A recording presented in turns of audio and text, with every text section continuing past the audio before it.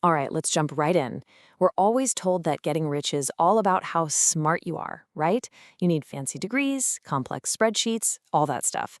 But what if I told you the single biggest factor has almost nothing to do with how big your brain is, and everything to do with how you behave?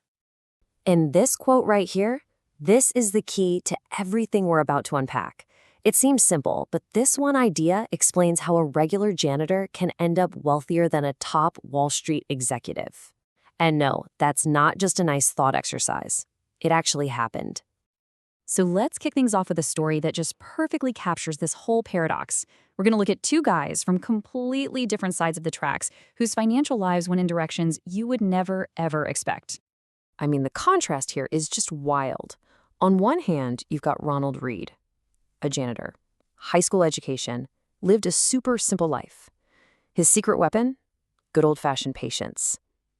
Then you have Richard Fiscone, Harvard MBA, Merrill Lynch exec, living in a palace, fueled by greed and taking on massive debt. If you had to bet on who would end up richer, I mean, it's not even a question, right? Well, the answer, amazingly, is Ronald Reed. When this humble janitor passed away at 92, he left behind an $8 million fortune. How on earth did he do it?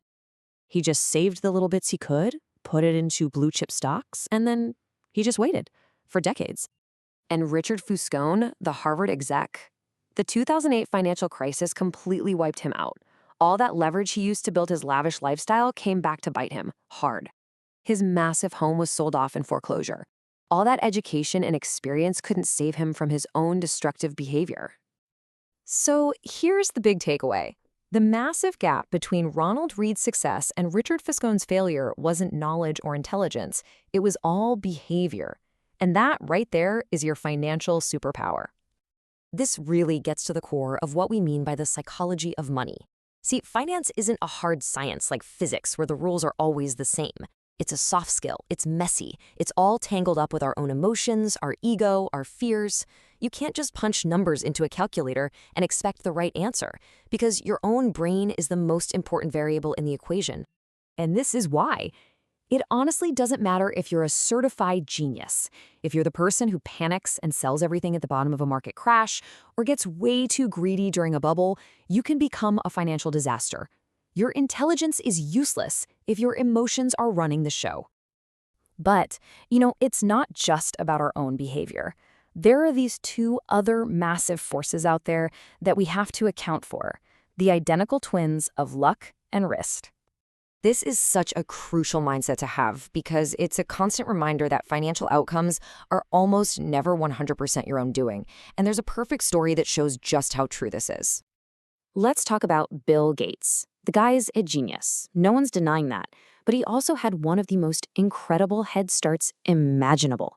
His high school just happened to have a computer way back in 1968, something most major universities didn't even have yet. This let him get thousands of hours of programming practice before he was even out of his teens. The odds of that happening were literally 1 in a million. Think about that. Of all the high school age kids in the entire world at that time, Bill Gates was one of just a few hundred who had access to this game-changing technology. That's a lightning strike of pure luck. But luck has a shadow, a twin, and that twin is a risk. At that same high school, Gates had a best friend named Kent Evans. Everyone said Evans was just as brilliant, just as driven. The two of them were already planning to start a company together. Kent Evans also experienced a 1 in a million event, a tragic one. He was killed in a mountaineering accident before he even graduated high school. Same level of skill, same drive as Bill Gates, but he ended up on the terrible side of probability. See? Luck and risk are the exact same force, just working in opposite directions. For every story of incredible success, there's another story of talent and potential that was cut short by random risk. So when we look at our own financial lives, we have to be humble enough to respect both. This leads us to another really big idea. We spend so much time studying how people get rich, but we spend almost no time on the completely different skill of staying rich. And they really are two different skills. Just look at the mindsets. Getting money often requires taking big risks, being optimistic, putting yourself out there. But keeping money, That requires the opposite. It requires avoiding ruinous risk, a bit of fear, and a healthy paranoia that it could all go away tomorrow. And there is no better or more tragic case study for this than the legendary trader Jesse Livermore. The man absolutely mastered the game of getting rich. He made the equivalent of $3 billion during the 1929 crash. But he never, ever learned how to stay rich. He got overconfident, took on too much debt, and lost everything just a few years later. His story, sadly, ended in tragedy.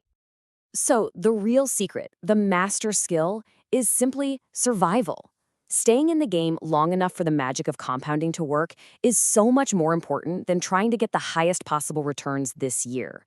Longevity is everything.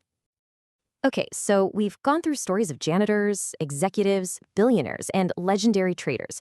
But what does all of this actually mean for you and me? What are the real tools we can use?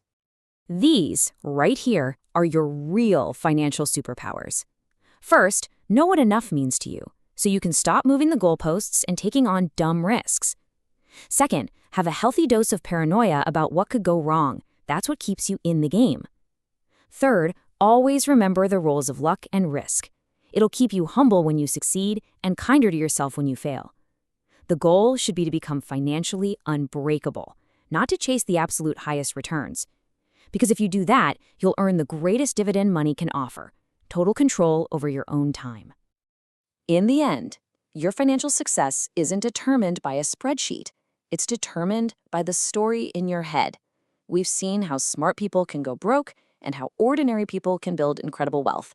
So the last question is for you. What story are you telling yourself about money? Because that story, more than anything else, will determine your outcome.